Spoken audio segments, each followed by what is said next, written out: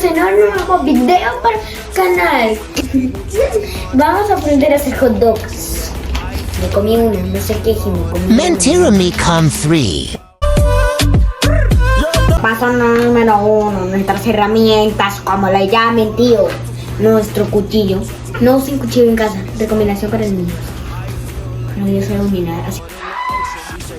Y nuestra tabla de picar. Interesante. Nuestro hot dog. Lo sacamos por aquí. A mí me gusta que el hot dog esté bien doradito. Por eso abro el hot dog de esta manera.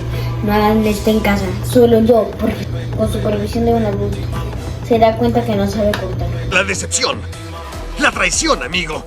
Mi mamá me enseñó a cortar, pero le fallé.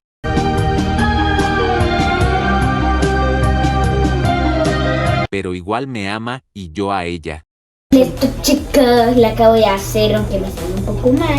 Y voy a hacer otra, a ver si me vuelvo a salir. A ver si me sale bien. Y creo que me está saliendo bien. Tus horrores despes. Ok, creo que ya le hice bien Lian Lovers. Es lo terrible, ¿no, editor? Sí, güey, no mames. ¿Qué? Renuncio, gracias por decir que vayas mi también. Bueno, ¿quién tiene hambre?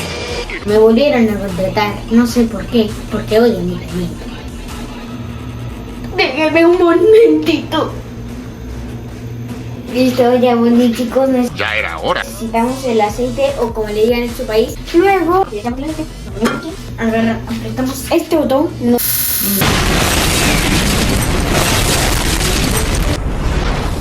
¡Au!